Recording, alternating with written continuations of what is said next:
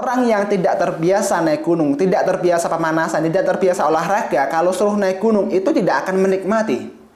Begitu juga orang yang sudah biasa jauh dari Allah, ketika sudah mentok gak ada manusia yang membantu dia, dia akan balik kepada Allah. Kalau nggak punya tekad yang kuat, tidak akan bisa untuk menikmatinya.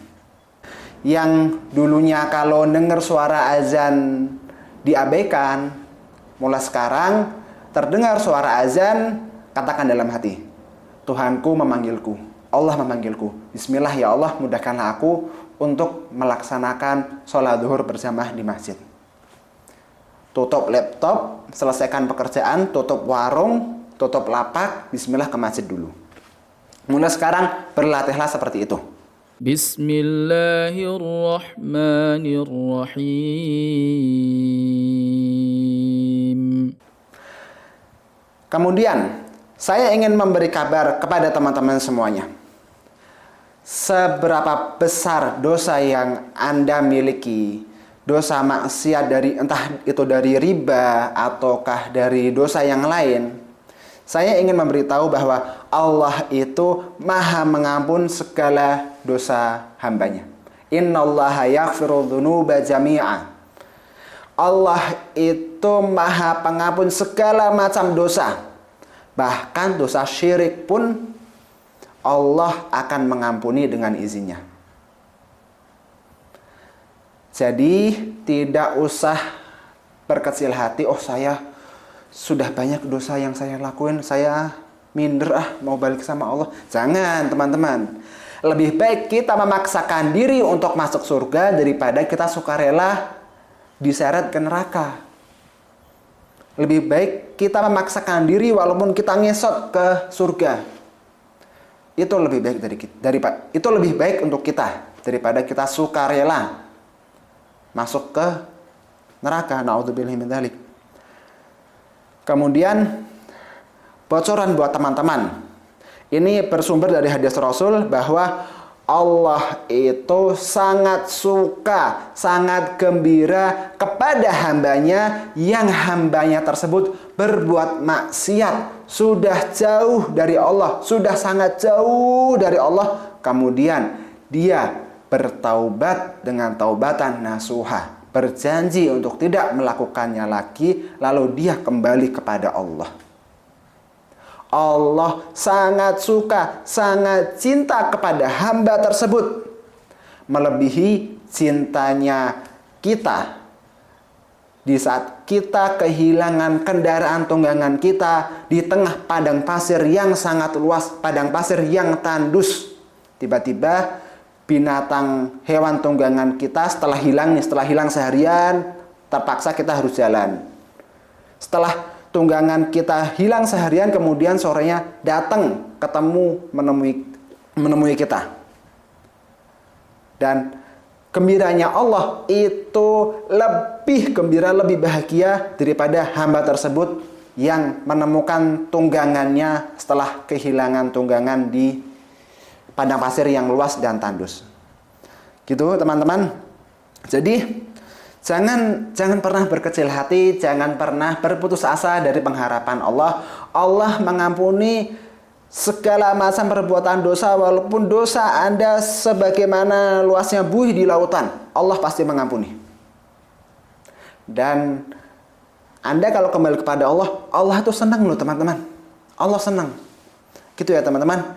Jadi, yuk kita kembali kepada Allah. Kemudian saya ingin memberi kabar yang ketiga, yaitu Allah berkata di dalam Quran surat At-Tolaq ayat 2 dan ayat 3 yang bunyinya, a'udzubillahi minasyaitonirrajim, wa may yattaqillaha yaj'al lahu makhraja wa yarzuqhu min haitsu la yahtasib wa may yatawakkal 'ala Allah fa huwa hasbuh. Artinya kurang lebih seperti ini. Barang siapa yang bertakwa kepada Allah, maka Allah akan memberikan kepadanya jalan keluar dari setiap masalah yang sedang dialami oleh dirinya.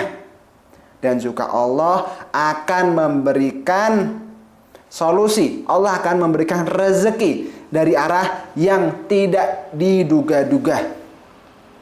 Ini janji Allah ada di dalam Al-Quran surat At-Tolak ayat 2 dan ayat 3. Silahkan Anda buka dan dibaca artinya. Allah langsung yang bilang. Allah langsung yang bilang. Percaya nggak Anda sudah? Coba sekarang Anda percaya nggak sama keajaiban? Setelah Anda mengetahui ayat ini dari saya, setelah Anda membuktikan sendiri isi dari ayat tersebut, sekarang saya tanya kepada Anda, sekarang Anda percaya nggak sama keajaiban? Coba kalau Anda percaya sama keajaiban, tulis di komentar, saya percaya keajaiban. Dan inilah ayat yang membuktikan bahwa keajaiban itu ada. Bukankah rezeki yang datang tidak diduga-duga, jumlahnya banyak, tidak berhitungan? Bukankah itu keajaiban, teman-teman? Dan inilah cara mendapatkan keajaiban dari Allah Subhanahu wa taala. Surat At-Tolak ayat 2, yaitu kita bertakwa kepada Allah Subhanahu wa taala. Apa itu takwa? Takwa itu adalah kita kembali kepada Allah, kita mematuhi apa yang Allah perintahkan dan kita mematuhi apa yang Allah larang. Singkatnya seperti itu. Makanya yuk kita sama-sama kembali kepada Allah. Gak akan nyesel, Anda gak akan nyesel. Gak akan nyesel. Gitu teman-teman. Kemudian amalan untuk melunasi hutang dengan cara Allah. Yang pertama, sholawat. Kenapa harus sholawat? Karena saya sudah membuktikan. Bukan cuma saya, teman-teman pengamal sholawat yang lain sudah pernah membuktikan. Walaupun hutangnya belum lunas, walaupun amanahnya belum lunas, walaupun uang belum ada, tetapi dari yang sebelumnya sulit tidur karena diteror sama amanah, setiap harinya selalu was-was, khawatir, serba salah dan sensi sama siapapun, ketika mengamalkan sholawat, hati menjadi lebih tenang. Tidur pun alhamdulillah bisa lebih nyenyak. Makanya amalan pertama yang harus kita lakukan mulai detik ini juga saat teman-teman mengetahui video ini, sholawat. Bacaannya gimana sholawatnya? Saya katakan kepada Anda bahwa semua sholawat semuanya sama-sama dahsyat. Sekarang tinggal Anda mau pakai sholawat yang mana, terserah Anda. Kalau saya boleh saran, ucapkan sholawat Allahumma sholli ala Muhammad. Allahumma sholli ala Muhammad wa ala ali Muhammad. Anda mau pakai Sayyidina, boleh. Allahumma sholli ala Sayyidina Muhammad wa ala ali Sayyidina Muhammad. Kalau mau singkat, saya sendiri saya ngucapin ini. Keseharian saya. Jadi tidak ada lagi waktu kosong, tidak ada lagi waktu kesempatan untuk ngobrol, apalagi untuk gibah. Ganti semuanya dengan sholawat. Allahumma sholli ala Muhammad, Allahumma sholli ala Muhammad, Allahumma sholli ala Muhammad. Pakai tasbih digital, teman-teman. Gitu. Sholawatnya apa aja terserah. Kemudian jumlahnya berapa? Ya, ini dia. Poin inti dalam mengamalkan sholawat adalah kita bersholawat pada setiap detik kehidupan kita. Nggak cuma sampai 1000 kali terus udah, enggak. Tetapi setiap detik, setiap waktu, setiap ada waktu luang, sholawat terus di mulut. Jadi yang perempuan sudah tidak ada lagi anggaran waktu untuk membicarakan keburukan orang lain.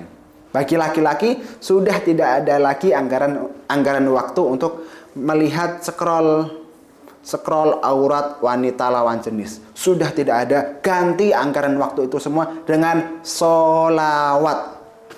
Lalu yang kedua, sholat malam dan istighfar di waktu malam.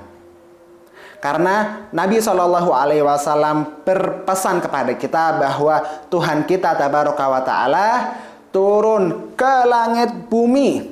Lalu Allah mencari dari hamba-hambanya yang berdoa meminta kepadanya, yang memohon ampun kepadanya. Lalu Allah akan mengabulkan apa yang diminta dan Allah akan mengampuni semua dosa-dosa dari hambanya yang bertaubat pada sepertiga malam terakhir.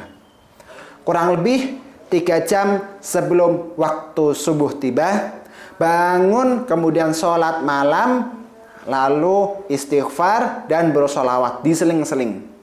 Teknisnya gimana? Terserah teman-teman. Kalau saya sendiri, saya sholat malam 2 rakaat, kemudian setelah sholat malam saya istighfar 100 kali, sholawat 100 kali, kemudian saya doa dulu, setelah itu saya sholat lagi 2 rakaat, setelah sholat 2 rakaat, lagi saya ulangi lagi. Begitu sampai subuh.